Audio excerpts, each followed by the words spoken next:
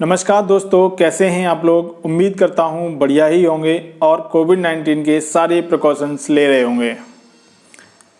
जैसा कि आप लोग जानते हैं, अमेजन हो या अदर ई कॉमर्स प्लेटफॉर्म, उस पर सेलर अकाउंट क्रिएट करने से या फिर प्रोडक्ट लिस्टिंग करने से काम नहीं चलता है।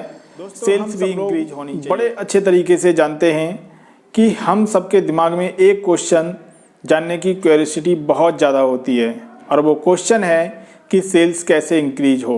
तो आज के वीडियो में इसी टॉपिक पर बात करेंगे और जानेंगे सेल्स को कैसे इंक्रीज किया जाता है या फिर कैसे इंक्रीज हो सकती है।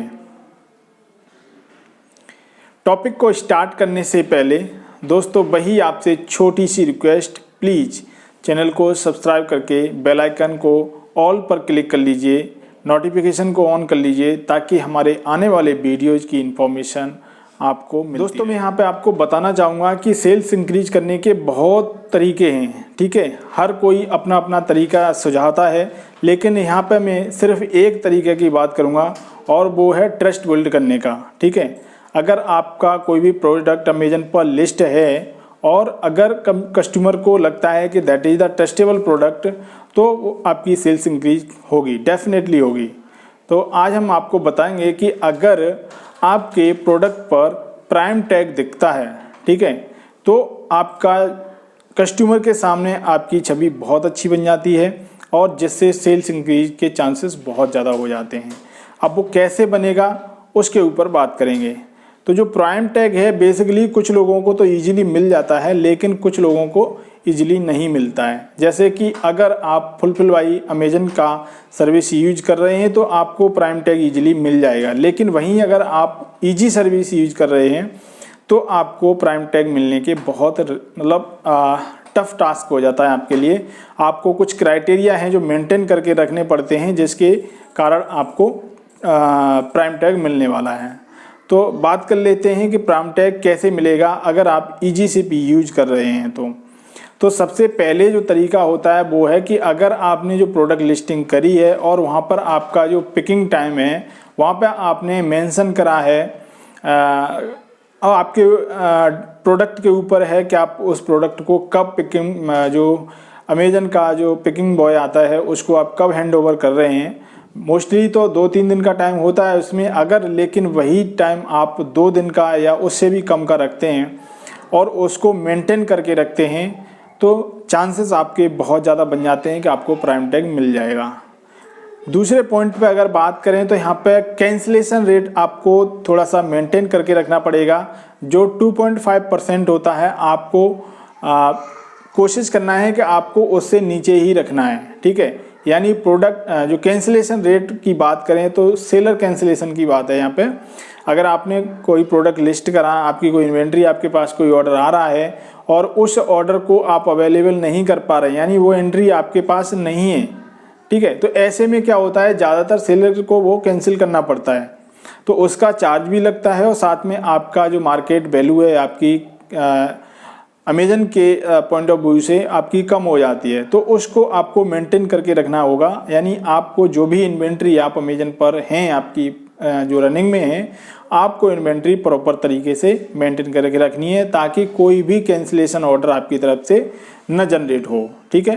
तो कैंसिल रेट 2 चीज़ें आपकी हो गई। एक तो हो गया आपका शेड्यूलिंग टाइम, जो पिकिंग बॉय को आपको देना है, हैंडओवर करना है अपना प्रोडक्ट, और दूसरा है कैंसिलेशन रेट, ठीक है। तीसरा होता है आपका फास्ट ट्रैक डिलीवरी वाला, ठीक है। उसमें क्या होता है, उसमें ये होता है कि लेट सपोज मान लीजिए अगर आपके पास कोई ऑर्डर रिसीव होता है तो आप उसे अगर सेम डे डिलीवर कर देते हैं, ठीक है, तो ये आपका फास्ट टैग डिलीवरी में आ जाता है और आपको चांस मिल जाता है प्राइम टैग अर्न करने का, ठीक है। तो यानी ये 2-3 चीज़ें हैं जिन पर आपको मेंटेन करके रखना है और ये चीज़ें ऐसा नहीं है वन टाइम करना है, ये आपको 1 महीने का टाइम पीरियड होता है, उसमें आपको मेंटेन करके रखना होता है, ठीक है।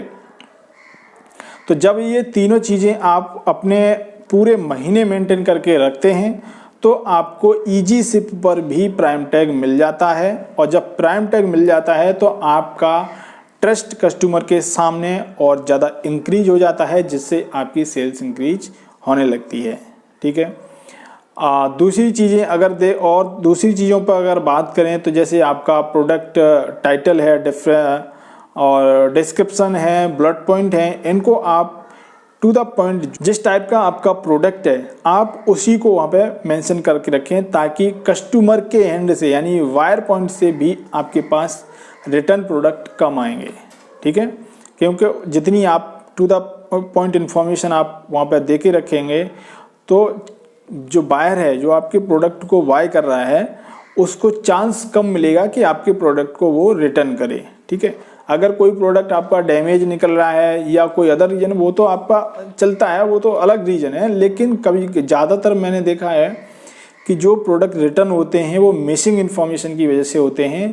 कस्टमर को चाहिए कुछ, उनके पास कुछ पहुंच जाता है क्योंकि उसने वहाँ पे वो चीज़ मेंशन नहीं करी है, रीड उसने कुछ और करा है, उसके पास प्रोडक्ट किसी और तरीके का पहुंच रहा है। चाहे वेरिएशन कुछ भी हो सकता है, कलर को लेके हो सकता है, साइज़ को लेके हो सकता है, या फिर और भी बहुत सारे एट्रीब्यूट्स हैं उनको लेके हो सकता है। तो कोशिश ज़्यादा से ज़्यादा करिए कि आपका जो प्रोडक्ट है, आपका जो रिटर्न इन्फॉर्मेशन है वो टू द पॉइंट हो, ताकि चांस कस्टमर को कम मिले आपको रिटर्न करने का, ठीक है। तो ये चीज़ें यहाँ पर आज के वीडियो में जो हमने डिस्कस करी ईजीशिप पर प्राइम टैग लेने के लिए, वो यही 3 चीज़ें हैं कि आप फास्ट ट्रैक में आप एंट्री करते हैं आप, और आपका जो कैंसिलेशन रेट है उसको मेंटेन करके रखते हैं, और आपका जो पिकिंग शेड्यूल है उसको आप जितना जल्दी हो सके उतना जल्दी प्रोवाइड कराएंगे तो आपको प्राइम टैग मिल जाएगा। आई होप ये चीज़ें आपको समझ में आ गई होंगी और इस चीज़ को फॉलो करेंगे तो जल्द ही आपको प्राइम टैग मिलेगा। और मिलते हैं फिर नए वीडियो में नए टॉपिक के साथ में। तब तक के लिए आप अपने अकाउंट लिस्टिंग और सारी चीज़ का अच्छे से मेंटेन करके रखना। Thank you.